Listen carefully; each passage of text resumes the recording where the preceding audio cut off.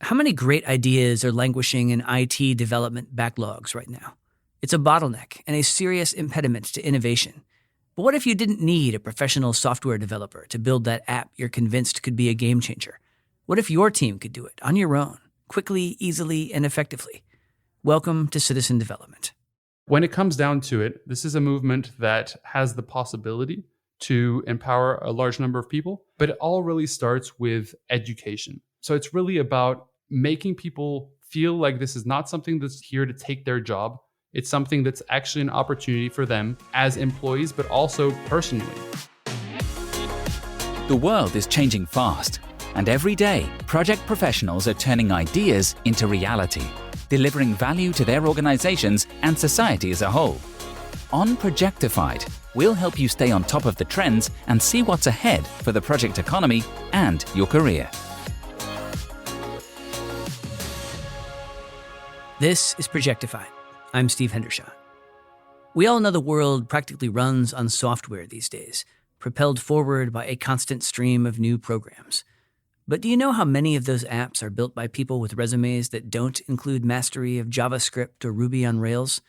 Microsoft estimates that an emerging class of citizen developers will create 450 million apps over the next 5 years using modular building block software development tools dubbed low or no code.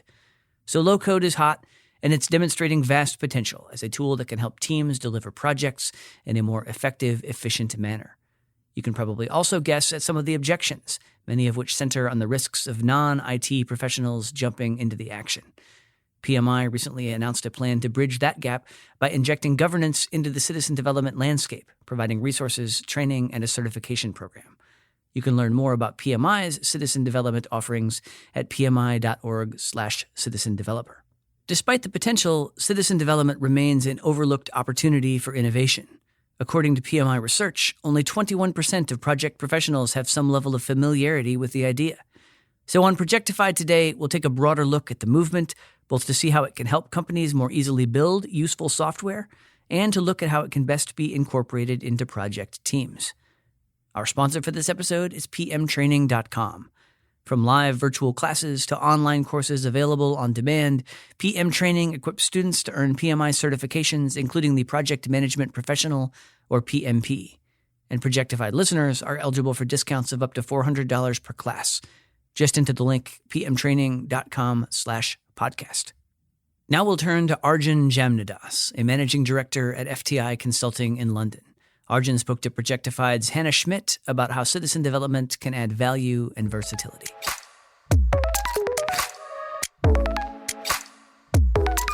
Arjun, what's behind the current surge of momentum for citizen development?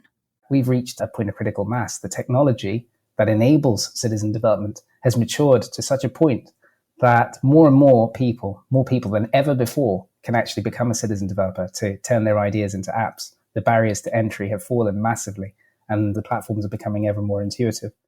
What value can this deliver to organizations? Right, so citizen development, it's incredibly fast. Solutions can be conceived of and launched within days, making organizations extremely responsive to market changes or changing customer needs. Another facet of citizen development where it really does deliver massive amounts of value in the organization is that it fundamentally reduces the burden on an already overstretched IT department.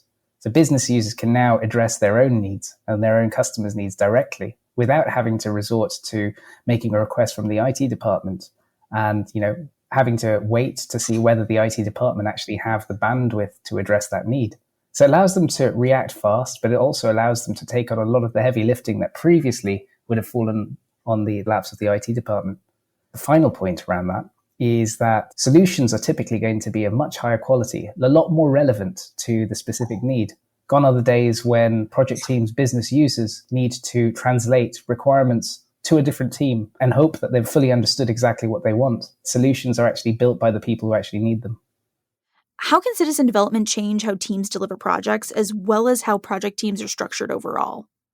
What we're finding is for a citizen development team to be effective, they need to have a practitioner, someone who is very familiar with how to use the low-code, no-code platform, but also they understand how to build an application. And what we see in CD projects is that the business user is a vital player. In fact, throughout the end-to-end journey of delivering the project, they have increased ownership throughout. It's highly collaborative. So a lot of the activities are done in a group rather than dividing and conquering. There's a lot of real-time activities. So design, test, build, typically serial phases. These are all done in sprints together in a room. And of course, as part of this, because testing is happening continually, and of course you can publish an application before it's even ready, you can encourage real-time customer engagement through this. And ultimately, IT specialisms are sometimes needed. These are pulled rather than pushed. So it really is down to the project team to find the right skills and construct it from their end. It's not uncommon for a citizen development project to have a team size of one, right? And that single person, they could be the project manager, they're the business analyst, they're the designer, right? So it really depends on what skill sets are available in the team. And you'll find in a mature organization where citizen development is being done a lot of projects will be delivered by single individuals, occasionally calling on the expertise of people outside of their domain. How do you think project teams will evolve in response to the rise of citizen developers? I want companies the world over, organizations, to be actively looking for citizen developers, to have job ads where citizen development is listed as one of the core requirements. At the moment, we're not there. There are some people who have citizen development as their job titles. So the movement is definitely starting and it's moving very quickly, but we're not quite there.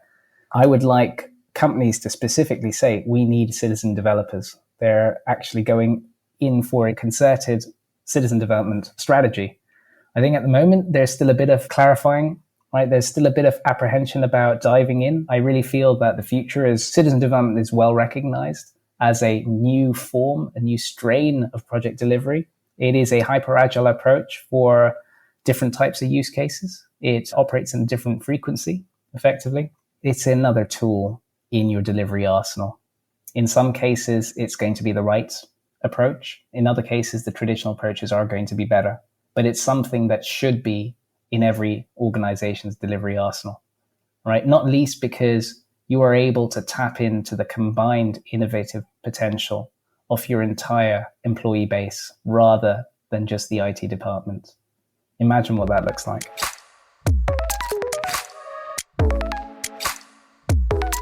We heard at the very top of the episode from Christian Peverelli, co-founder of WeAreNoCode, an edtech startup in Los Angeles that's focused on training citizen developers. That is, teaching non-technical people how to build software. I asked Christian about how organizations should think about implementing citizen development.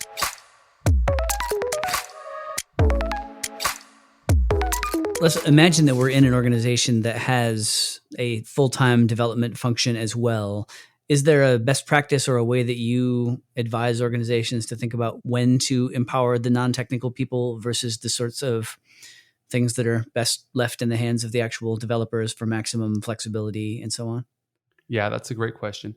I think that in terms of approach, the way that you should think about these tools and the way that you can leverage them is like, what is taking the most time?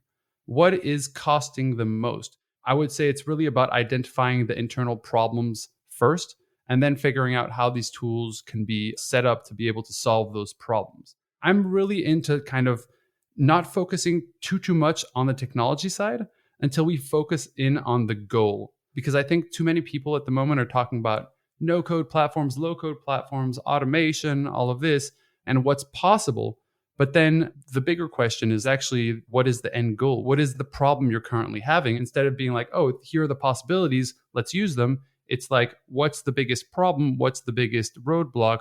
What's the biggest bottleneck in the system? And is there a way for us to make that smoother, make that more automated, and then simply teach people how to leverage these tools so they can become more effective employees instead of this idea of like, oh, well, if we have technology, we could just replace people. I think it's much more interesting for companies to think, how could I increase the productivity of my workforce by 10%? That would have a huge effect on sort of the bottom line if we're talking about sort of the interest of the CEO or organization. But really, this idea of upskilling individuals in companies. Let's talk about citizen development in practice. What are the advantages of going this route, and in what contexts does it work best? There is a really big difference between, sort of what you're using the technologies for. There are going to be different tool sets that are better adapted to different circumstances. And so that's something that often for people is difficult to navigate. We get founders, we also get business owners who are interested in leveraging these tools. And it always comes down to, not necessarily to the technologies, but to what is the end goal? What are you trying to do? Are you trying to automate a department or a section of a department? Are you trying to empower some of your teams, potentially those who are non-technical? I'm currently seeing that, this can be used in a number of different use cases. I think within larger companies, there's a couple of dynamics happening. I think the most severe pain is basically the cost of development, and then also the fact that every non-technical person depends on those sort of technical people to get some of the things they need done accomplished, right? So for me, it's a great way to essentially take some pressure off technical people by empowering some of these non-technical people to at least take responsibility for part of the technical side of things. It seems like low code or no code aligns well with agile projects. Is that true? Yeah. And even in there's a lot of discourse, right? Agile has been great. It's really been fantastic for startups and for larger companies. Honestly, I would say that this is something where people have to take emphasis, realize that there's a change in how things are being done. The way that you build software with no code is fundamentally different because as an individual, you can do the design, the front end development, the middleware, and the back end. So it's going to be a different dynamic. The question is, which part is who taking responsibility for? And then essentially empowering them with those tools to do that. Does that alter the timeline then, or the sort of things that you aim for at each stage? Dramatically. Basically, we're talking about having one individual doing 3 individuals' jobs. And the development process, since you're not writing out these lines of code individually, we're talking about building like a first iteration of a product. When you do it with custom coding and you're trying to really do it with like designers, developers, front end, back end, etc., we're talking about a 6-month, 9-month, 12-month, sometimes even more, sometimes years to develop products. You can basically just put that in a number of weeks when we're talking about building things with no code. Now, of course, you need to learn the skills before you get good at it and you have the ability to do that. But yeah, we're talking about, something taking 9 months to something taking 8 weeks. So it is dramatically different and it lends itself really well to entrepreneurship, but also to intrapreneurship. So when you're testing out different things, you want to have the flexibility to quickly adapt things. You want to have the flexibility to quickly get something out there to understand how the market is reacting to it. And that's where these tools are very powerful. And when we talk about no code, just to be clear, low code is basically just saying, hey, we're going to build some of it with no code. We're going to build another part fully coded. And those two will essentially be well married together. So I think it's really just a spectrum, and to figure out which parts you want to put your highly trained developers to work on and which parts you can actually get some non-technical people to work on.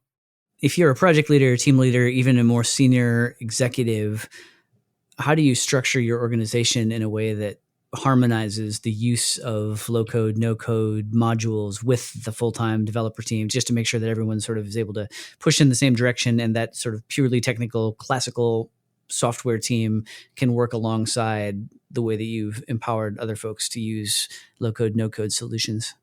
My recommendation would be as follows. First of all, the biggest risk when you're a team leader is the team, right? Is the team not getting along? Is there internal issues? People feeling threatened? There's this idea that essentially we won't need developers anymore. And it really couldn't be further from the truth. And I would encourage leaders to basically have conversations with developers and show them why it's also interesting for them to learn some of these tools, because it really is. It's a much quicker way of developing, specifically when we talk about front ends, CMSs, and then to really focus their time more on more complicated tasks that they're actually going to be excited about because it's pushing the envelope. Basically, to make the developers feel secure that they still have a future within the organization, to make the non-technical people understand, hey, this is not very complicated, and to invest in training those people so that they can acquire the skills and feel empowered.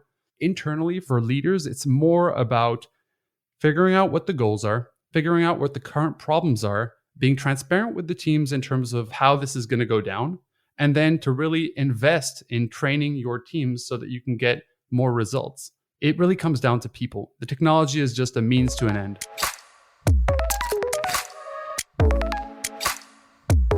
Software at its best is empowering.